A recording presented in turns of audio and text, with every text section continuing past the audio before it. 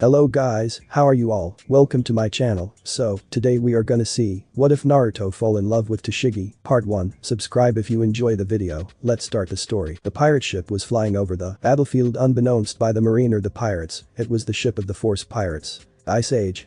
A figure shouted as it appeared above everyone. Tendrils of ice shot out from the man and touched the waves of seawater, turning them into huge walls of ice. Kuzan. You brat, Whitebeard muttered as he saw who had stopped his attack. Akoji formed ice spears in the air as he fell towards Whitebeard. Partisan. They flew towards the aged pirate, but he lazily raised a fist and swung it at the admiral. Before his hand could move very far, it stopped as if it hit an invisible wall. Cracks formed in the air. Oh my, Akoji muttered as he felt vibrations in the air. His body shattered from the force and the pieces fell to the ocean. Akoji reformed himself before he hit the water and froze the area underneath him. Ice Age. The ocean froze quickly. Fire at the Moby Dick.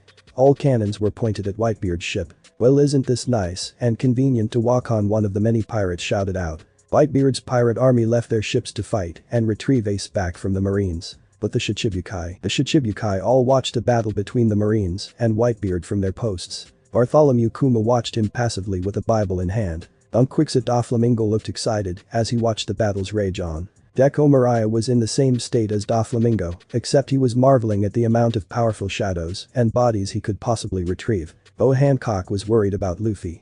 She could only hope that he was safe at the moment. Dracula Mihik got up on the stone half-wall in front of them. You're going to join in, Doflamingo asked the man. This is merely conjecture, but the swordsman put a hand on the large black sword that rested on his back. The distance between us and that man. The pirates and marines continued to fight, with no clear advantage being seen. Weapons, manpower all seemed equally matched. Mihik swung his sword, and a powerful, green, and rather large gust of wind cut through everyone in its way towards Whitebeard. It's Hawkeye.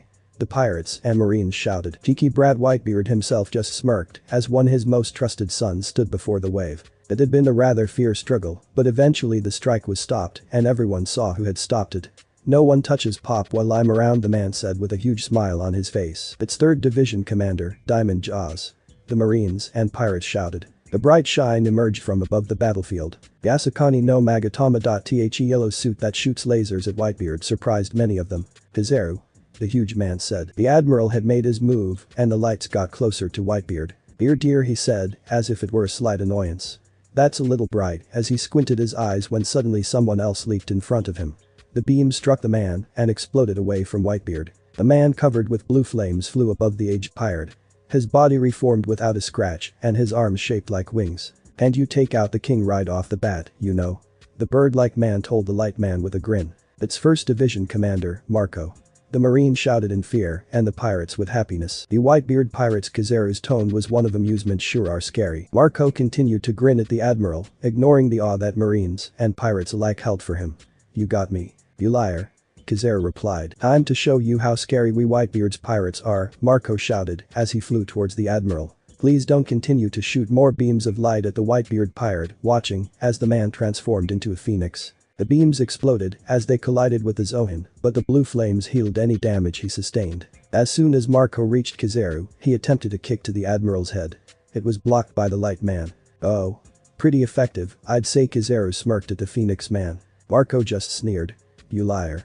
He sent the light man flying towards a building and watched as he crashed into it, creating a large explosion. The marines were shocked that a man of Kizaru's class was sent flying away so easily, but their hopes rose as the man walked out of the wreckage. The admiral dusted his jacket as if he had just gotten a little dirty. Giant Division. Watch out for aerial attacks.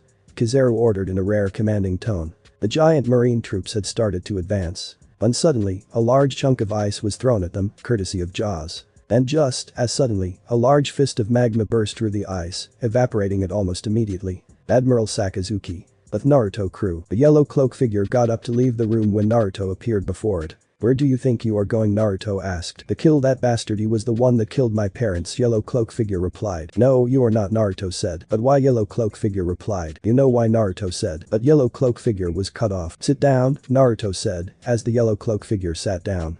The red cloak figure with a twin katana on his back started to laugh. The yellow cloak figure turned around to the red cloak figure and said, shut up or I will kill you, making the red cloak figure run and hide behind Naruto. The monitor, the Kainu stood where the 3 admirals were sitting before the fighting.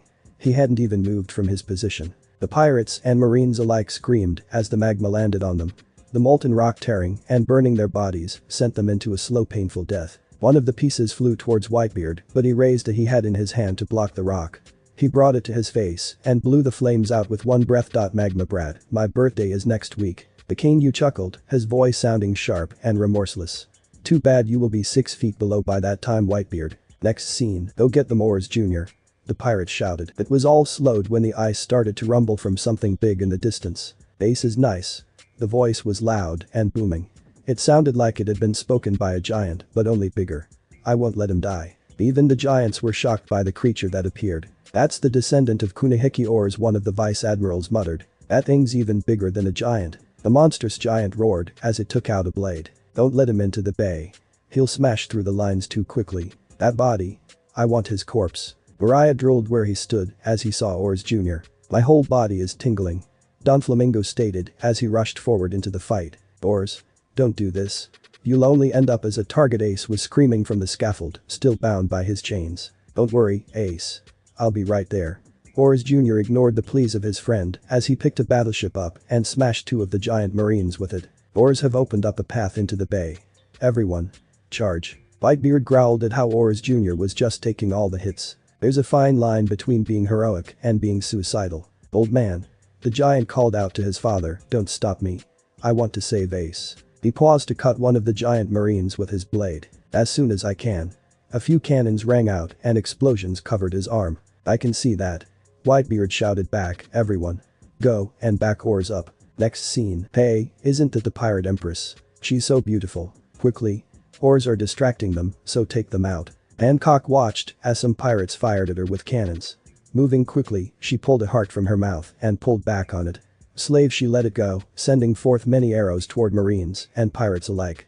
Arrow. The little pink arrows pierced many on the battlefield, turning all that it touched into stone. The pirate empress avoided the cannonballs flying her way by dashing forward, kicking a man and his sword as she did so. His sword became stone and shattered from her attack, as well as the side of his face. Perfume femur. Hancock shouted as she spun on one leg, striking everyone near her. The remains of the men scattered around, the marines shocked that she would attack her allies. Same old Boa-chan attacks anything with a penis, the yellow-headed figure. Hancock, what are you doing? We are on your side. A captain shouted. Remember this. Her snake, Salome, coiled beneath her and rose her into the air. She looked so far up, she was looking down at them. All men are my enemies. She's crazy, but damn she's hot. Excluding that one, she muttered quietly, then she looked at the other. I never attacked you, I helped you out, remember that. What? You attack us, yet you expect us to. The marines stopped their outrage as Hancock coyly hid her face from them. By virtue of my beauty. Ah, she's just too. The marines all agreed that they couldn't report her to their superiors. Next scene. The next thing they saw was Or Jr. had just defeated the giant unit and walking towards Ace when Bartholomew Kuma stepped forward with Naruto crew White-chan. If you go through that door, I rip off your wings and show you who the demon is, said Naruto as the white-cloaked figure sat back down as the rest started to laugh. The monitor. Ursus Bartholomew Kuma had been standing on that wall. He had already compressed air into a small paw-shaped bubble shock. The bubble exploded when it reached Oars Jr.'s stomach. His sword shattered from the force and his comrades were sent flying away. The straw hat he had wrapped around his neck fell to the ground. It was light despite its large size. Oars Jr. remembered how Ace had spent hours making it for him and how the hat had served him well. Everyone. Fire at Oars. Shouted a vice admiral. Cannon fire erupted around him, covering him in explosions. With his vision fading, Oars spotted Doflamingo on the wall. But Naruto just put out his hand and said universal pull, and a lavender-cloaked figure was pulled back into Naruto as he wrapped his hand around her and whispered into her ears, where do you think you are going, Lavender-chan, Naruto said. As she was sitting in Naruto's lap with his hand around her IIWW was going T2T the B-bath RR room, she shuddered. Yeah right, said the figure in a cloak made of paper. Shut up Paper-chan, lavender-cloaked figure said, while still blushing. The monitor floated above the giant and slowly touched the ground behind the large man. Oars Jr.'s leg flew off at the knee. Blood spilled from it like a waterfall, drenching anyone who had been underneath his body. This is a riot. Doflamingo laughed loudly as he saw Oars Jr. try to lift himself up. These reached the plaza. The marines started to panic as they saw Oars Jr. get closer to the platform Ace and Sengoku were on. Just a little more, Oars Jr. rumbled out as he slowly bled out.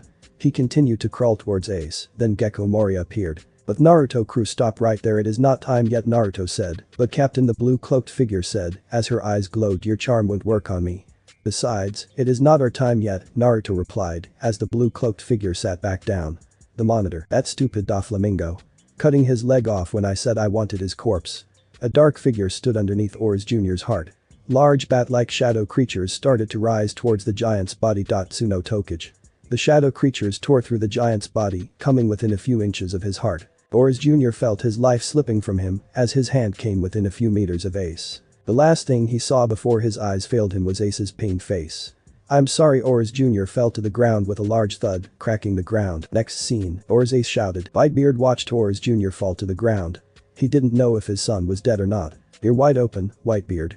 Glancing to the side, he saw one of the giant marines approaching him with a large axe. With one swing of his arm, the blade of the axe broke and he grabbed the giant's face and slammed it down into his quake powers. He made sure the giant wouldn't get up so soon. Arg. The giant screamed out before he died, then threw the body off the ship. Everyone. Charge over Oar's body.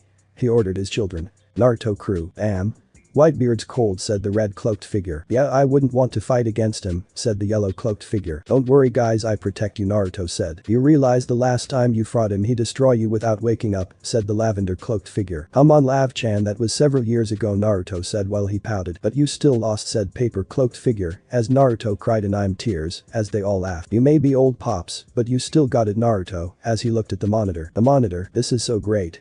Doflamingo laughed. What's so funny, Doflamingo? Many pirates stood around the Shichibukai, attempting to surround the pirate and take him out. What's so funny, you ask? Doflamingo smiled widely at the pirates.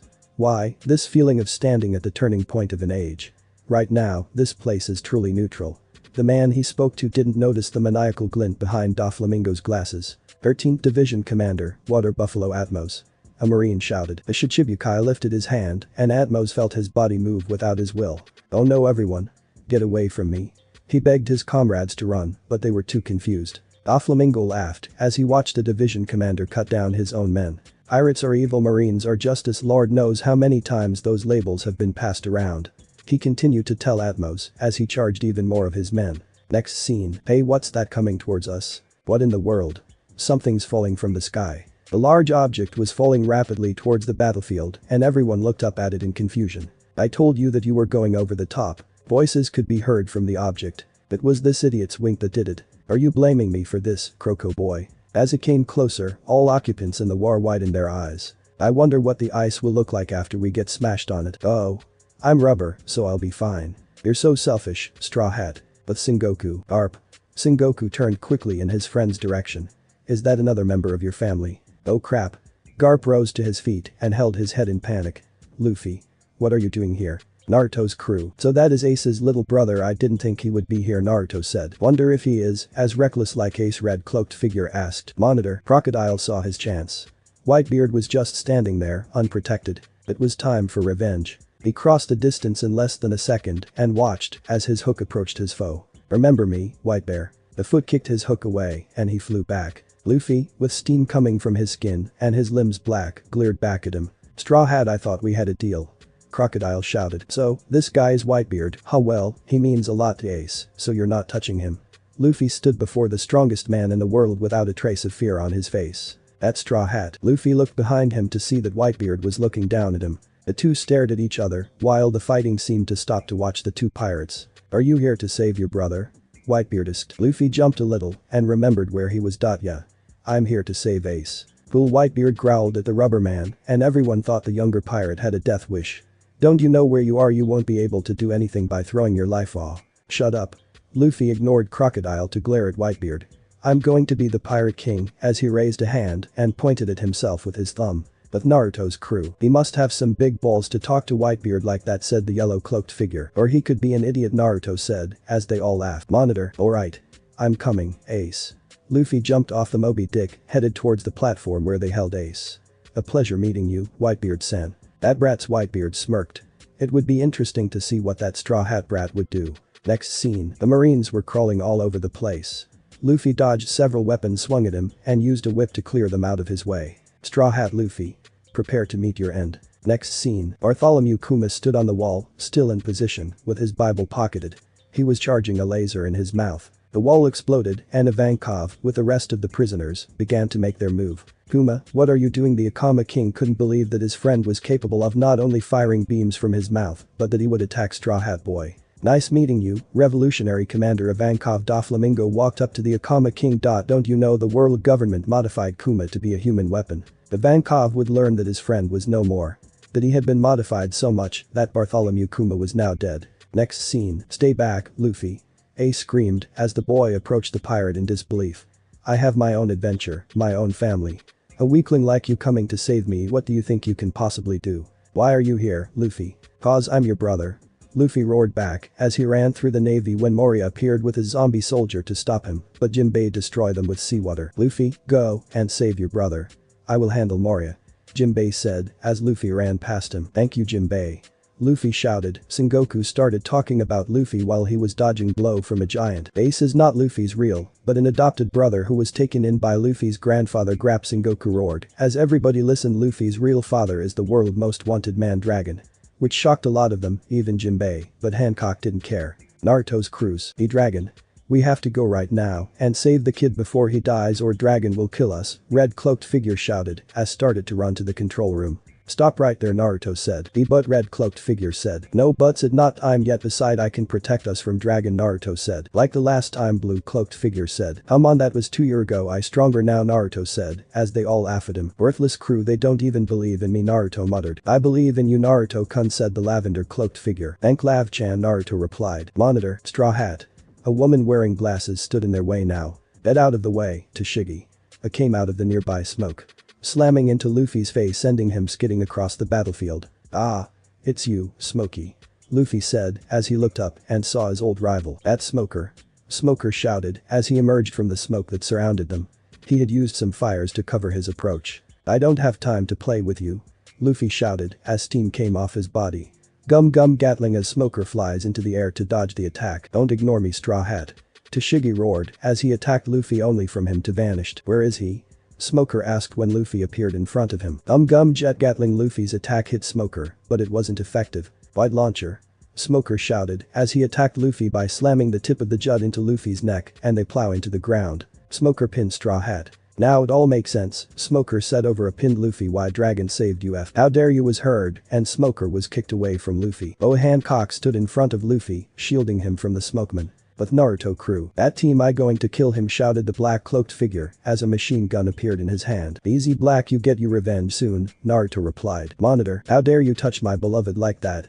Hancock roared in anger. "The kick hurts him, but they don't normally do," a confused Tashigi thought. "So that," Smoker said to himself. "Hancock," Smoker shouted as he raised his adder. "Do you mean to a band?" "Silence," Hancock screamed back.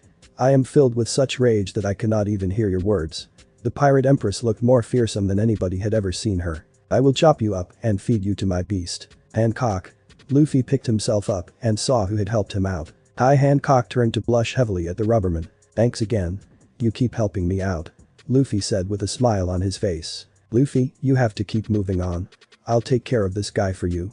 Putting her sweet smile back on, she hoped that Luffy would manage to save his brother. "Naruto crew, looks like you lose your chance, Captain," she already taken red cloaked figure. "Don't be stupid, Luffy can't handle a woman like that. She will be mine," Naruto replied. "You now, she will try to kill you the moment she sees you," yellow cloaked figure. "I'm sure she has already forgiven me," Naruto replied. "You made her hate men even more," paper cloaked figure said. "Monitor, thanks Hancock. I really owe you." The rubber man hugged her and ran off. He missed how the Shichibukai collapsed to her knees from being overwhelmed by her feelings for him. "Naruto's crew. Boy, she has it bad for Straw Hat," yellow cloaked figure said. "Yeah, but I thought she hated men," black cloaked figure replied. "Maybe he is an exception," paper cloaked figure replied. "Maybe you are right, lucky fool," black cloaked figure said. Then he was hit by an invisible force, sending him across the room. Monitor. It then shows Luffy running towards Ace. Then he sees Hawkeye with his black sword in his hand. Naruto's crew. "Akanomi no Minku," Hawkeye Mihik yelled, red cloaked figure as he pulled out his two twin katana to slash the monitor, showing Hawkeye, but it was blocked with a katana with a TS on the handle. "Easy there, Red, his time will come soon," Naruto said as he pulled away his sword. "Yes, Captain," red cloak figured said as sat back down. "You will pay for what you have done to me and my crew. Takanomi no Minku." Monitor. Luffy jumped to the side just as a gust of wind passed by, cutting everything in its way. Ahead, there stood one man Luffy knew he couldn't fight. Dracula Mihik remained where he was. He only looked at where Luffy was. Hoping to use some of the fighters on the field as a shield, Luffy jumped behind some pirates. The rubber man was disappointed to find that his body was cut from the swordsman's skill. It was a testament to the greatest swordsman in the world's skill that he had not cut the pirates. You still remain in my range, Straw Hat Luffy.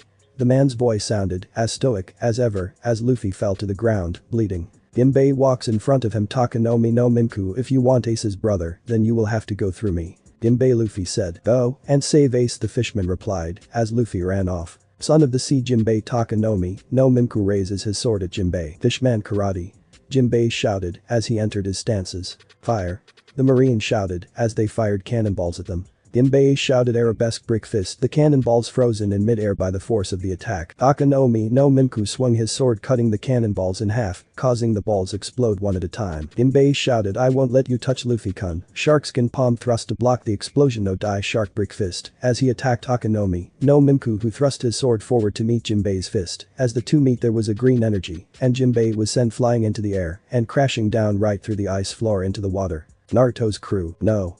Deep pink cloaked figure shouted as it rushed towards the door but was stopped by Naruto's voice. Stop, Jinbei is alright, Naruto said. A pink cloaked figure was cut off. That attack is too weak to do any real damage, Naruto replied as the cloaked figure sat back down. Monitor, you are in my range. Straw Hat Takanomi no Mimku went after Luffy, who was stuck into the wall, as he jumped into the air and came down with his sword pointed at Luffy, but Luffy was able to escape just in time to avoid the sword. Luffy, while still in second, was about to attack Takanomi no Mimku Gum Gum Jet Bazooka when he suddenly pulled back his hand. Naruto's crew. Shit, that kid was luck, Naruto said. Why is that blue cloaked figure asked. If he didn't he would have lose his hands, Naruto replied. Naruto-kun, did he just use Kenbun-shoku Haki, lavender cloaked figure asked. Yeah, and I believe Takanomi no Mimku knows too, Naruto replied. Monitor, across the battlefield, Crocodile, I will never join you, weak fool. I only work with people at my level, as he laughed, but if you insist then you could be my underling. Doflamingo laughs, you are a bigger fool than I thought for turning down my offer. Sable's Crocodile shouted in an attempt to blow Doflamingo away. The attack is not confined to Doflamingo, though, as Buggy is accidentally sucked into the vortex as well. Next scene, Mihik moved his head to the side as a fist came shooting past him. He attempted to cut it, but it had already retracted. He could sense the rubberman's attacks, but Luffy was able to do the same. The two traded strikes, but none connected. Mihik slash cut one of the gigantic ice walls in half. Luffy's fist smashed hundreds of soldiers with just one blow. Luffy gave a tremendous shout, but Hawkeye's never faltered. He had felt willpower equal to, if not, stronger than the Straw Hat captains. The storm was blowing their way, and Luffy looked up at it. Mihik took this chance to cut the rubber man in half. Gum jet decoy. He managed to avoid getting cut by replacing himself with Buggy. The man was cut completely in half. Straw Hat. You damn bastard. The man's halves reconnected and he screamed at the rubberman. Damn it. You. He pointed to Mihik, you're Hawkeyes, aren't you? And Mihik replied, I'll show you to ignore Captain Buggy. Buggy shouted as he looked at the swordsman Buggy Ball as he shot a red ball at Mihik, who used his sword to hit back at Buggy. Boom. Mihik noticed that Luffy had escaped. This is not over, Straw Hat Luffy, as he chased after Luffy. Luffy, having finally gotten a break, dashes back towards the platform, not seeing Mihik coming at him. With Marco, seeing that Mihik was going to attack Luffy again, Marco calls over Whitebeard's 5th Division Commander Vista. I'm counting on you to keep Ace's brother alive. Hi, Vista shouted as he ran over to intercept Mihik, thus saving Luffy. Who are you? Luffy asked his savior. No time to talk, Vista said as Mihik jumped back. Go and save Ace. Thanks, old man. Luffy shouted as he ran off. The flower swordsman Vista. Mihik recognizes him. It is an honor to be recognized by the world's strongest swordsman. Vista said with a smile on his face. Mihik had heard of him. Mihik replies by saying only a fool would not have heard of you. Next scene, Luffy continues to make his way towards the platform. Mihik comments on how he has the strange ability to make anyone around him an ally, an ability that is the most dangerous in the world, as he slashed swords with Vista. Next scene, it's time, cut the feed. Sengoku ordered so that the civilians would not lose faith in the Marines, as such a tragedy would be too much for them to witness. All they needed to hear after the battle was that we won. Sengoku signaled Sentomaru to begin the Pacifista squad to advance behind the attacking pirates. He had to also order 2 Pacifistas to fly ahead to stop Straw Hat Luffy's approach. The pirate was gaining more ground with each ally that managed to stop anyone's attempts to slow him down. Next scene, suddenly, more battleships begin to appear from behind. As the pirates note that they are not allies, Whitebeard, Luffy, and Ivankov recognize those on board.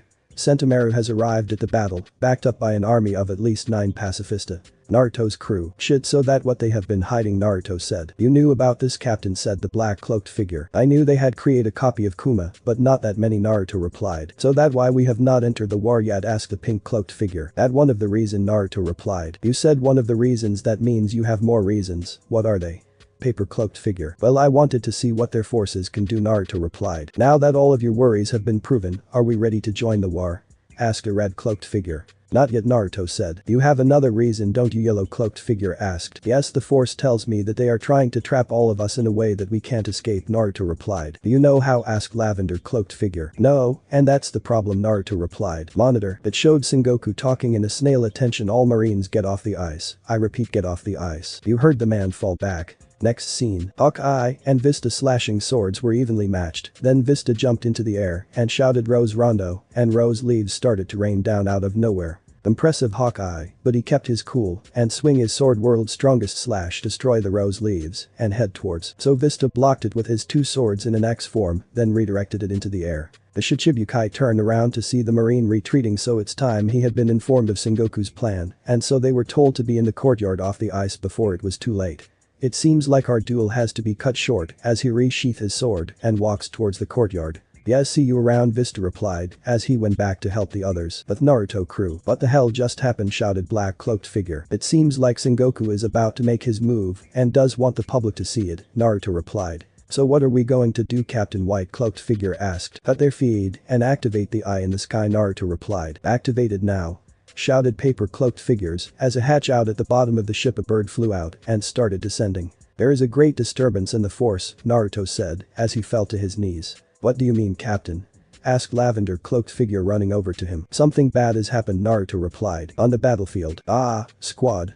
How's the battle going? Whitebeard greeted his son as he got up onto the deck of the Moby Dick. Squad, captain of the Maelstrom Spider Pirates, looked a little injured, but relatively okay. His clothes were stained with blood and his sword had its fair share of the crimson liquid as well. He sheathed the sword and looked his father in the eyes. They're pushing us hard, but we're gradually gaining ground against the Marines. Those pacifistas really did a number on our forces. Yes, their weapons are strong. Soon, I'll be joining the fight, so don't worry about a thing, my son. Whitebeard watched as Squad walked in front of him to peer over the side of the ship. You've always been there for us, Pops. The man sighed and drew the larger sword tied to his waist. If it weren't for you, I imagine most of us wouldn't have had a reason to live anymore. His father put a large hand on his shoulder.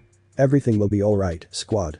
We'll rescue Ace, and all of us will go back home. Squad laughed shakily. He turned to grin up at his father. Yes, all of us will be going home. Whitebeard returned with a grin of his own. But Naruto's crew. Captain, we turn on the monitor now, Paper Cloak said as they turned on the screen. The monitor, swinging his massive fist to the side, massive cracks formed in the air. The giant walls of ice that had enclosed the pirates into the trap the Marines had caught the Whitebeard Pirate Alliance and exploded with an unreal force, sending large amounts of shards into the air.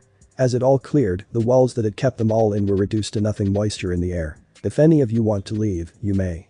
Whitebeard addressed his sons with a voice filled with anger. I will not be ashamed. But if you wish to stay, know this. Whitebeard glared directly at Sengoku. Stay out of my way. Naruto's crew was still shocked to see the power of Whitebeard. He was a monster. Shit, did you just see that? Naruto red cloaked figure shouted. That is not what I was looking at. How did Pops get that stab in his chest? Naruto asked as his anger rose as everybody started to float in the air. Naruto-kun, please calm down or you will destroy the ship, yellowed cloaked figure shouted. You will get your revenge on the fool who did that, shouted paper cloaked figure trying to calm down Naruto. Then they all came crashing down. And Kami, they all thought. We are entering the war now, Naruto shouted. Hi, Captain, lavender cloaked replied as she prepared the ship to descend. Next scene. Whitebeard Vice Admiral John Giant shouted, thinking he could kill a weakened Whitebeard. Shave as he vanished and appeared behind Whitebeard. John swung down his sword on the Whitebeard, who blocked it with his weapon. You're in my way, Whitebeard told him as he easily pushed away the giant sword, making John lose his balance. Then Whitebeard dropped his weapon and grabbed the air around him, making everything spin, and I mean everything. Then an earthquake shook up the place, making every fold in the whole island. The sea started to tilt, thus destroying some buildings, the ice split, and a great tsunami came carrying a navy ship with it, crashing it down on other ships. Doflamingo laughed like a madman seeing the destruction around him.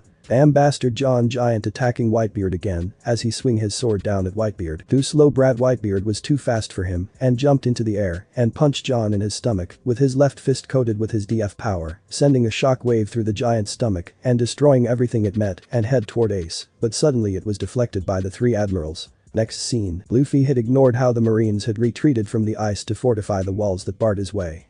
As soon as the rubber man reached the walls, they rose high into the air. Unbeknownst to Luffy, walls had surrounded the entire bay that had been frozen by Aokiji before the war broke out.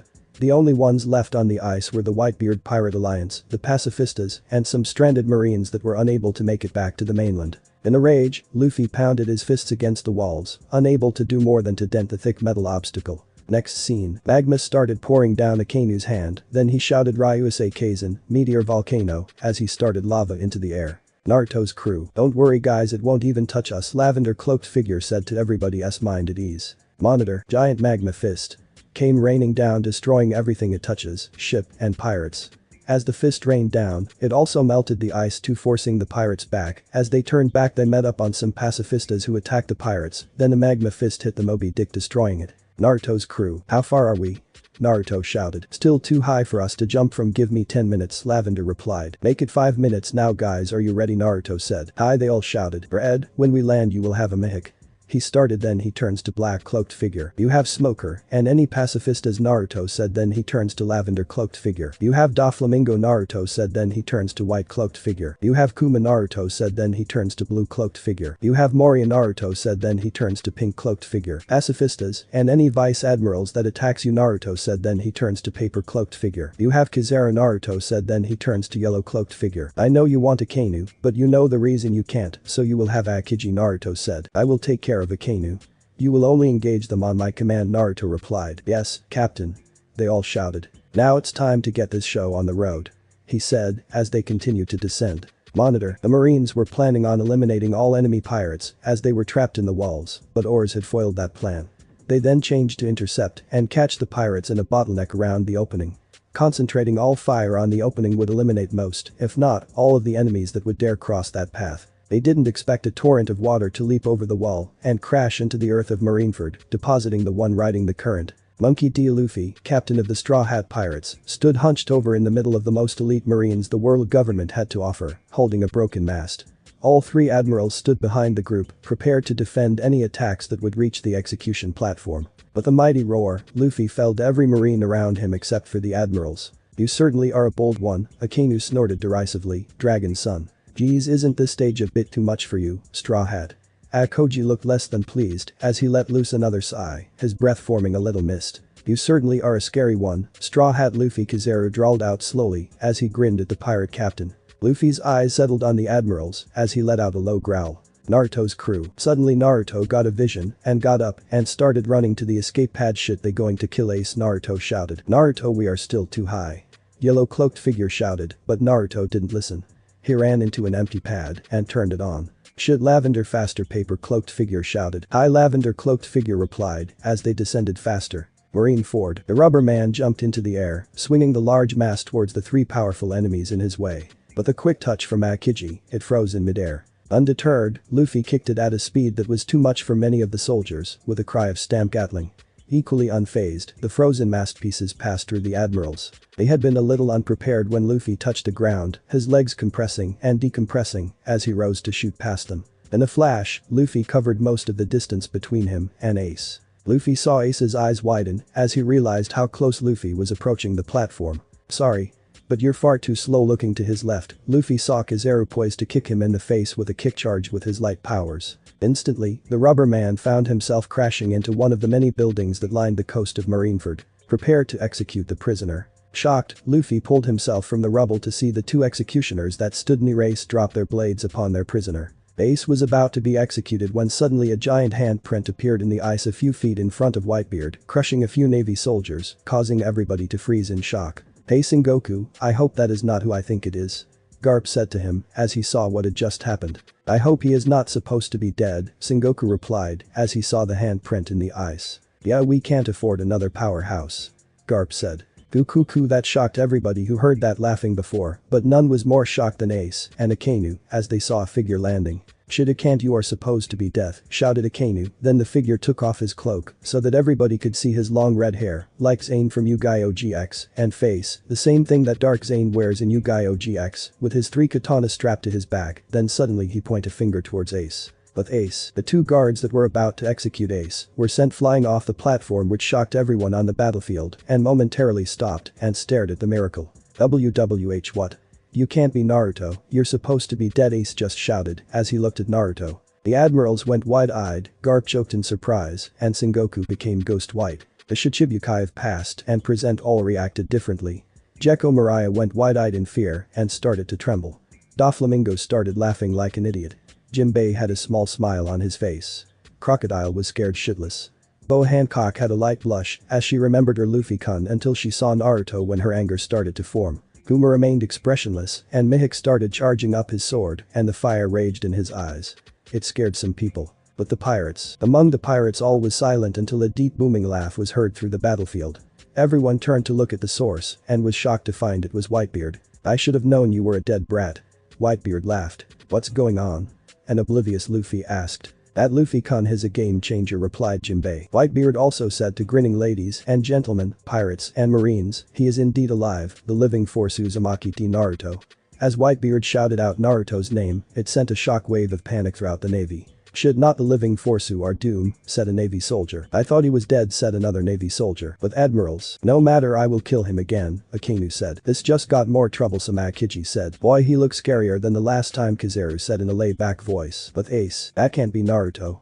I saw him as he fell into the sea." Ace thought was cut short because of a scene. "But Naruto, Goku, thank you for the intro, pops, it's good to be back," Naruto shouted. Then a few cloak figures fell from the sky behind him as everyone was wondering who they were.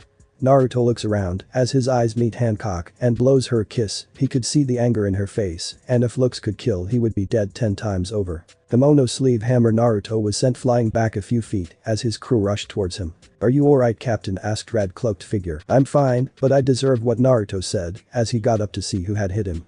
"Hina-chan, what up?" Naruto said. "Don't Hina-chan me, you cheat on Hina with her best friend," Hina said. "Yes, that definitely Naruto," Ace said as everybody sweat-dropped, wonder why they fear this guy. Suddenly Naruto dodged a strike from his sword, but he got caught with an uppercut and then the back of the sword to his stomach, sending him to the ground. "I deserve that one too," Naruto said as he got back up again. "Tashigi-chan, you are here too," Naruto said. "Don't call my name, you team, you sleep with that slut Hina the same day you slept with me," Tashigi yelled. "Hina is no slut, you bitch," Hina replied as the two started to fight as Naruto took his time and moved away from them without them noticing. But as Naruto walked away, a giant fist crashed down on him, pounding him down into the ground. "You team, you will pay for leaving me," said Sandy, the unnamed female giant in the giant unit, as his crew ran to him, forcing Sandy to leave. "Let me guess, you deserve that one," said the black cloaked figure.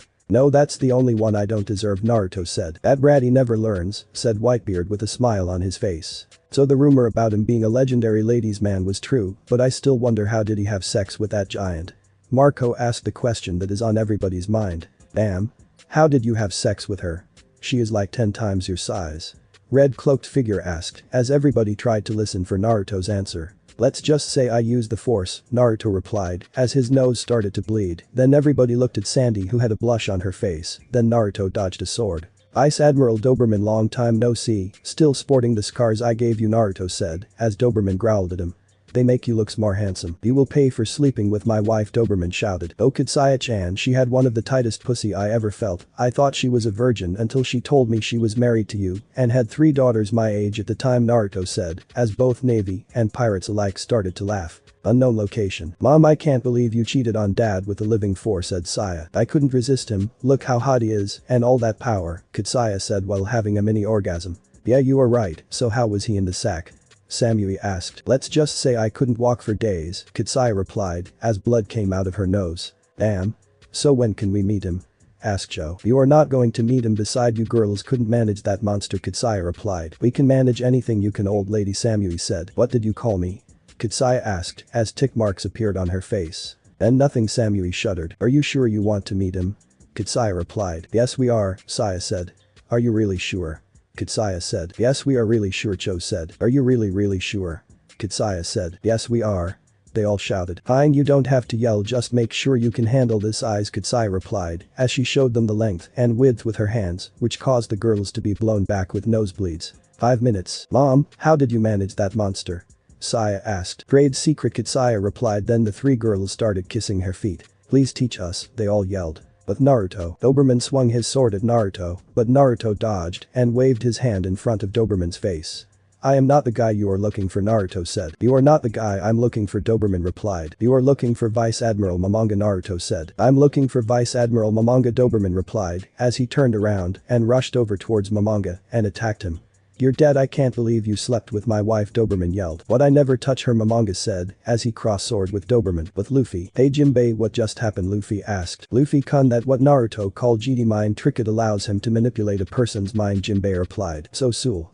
Luffy said with stars in his eyes. But Naruto was about to charge the bay when a powerful green wave came at him, but Naruto just stood there and laughed as the wave got closer and closer until the red-cloaked figure stepped in front of Naruto and shouted as he pulled his 2 twin katana and shouted, flare up now. Thanks for watching my video, see you next time, till then sayonara.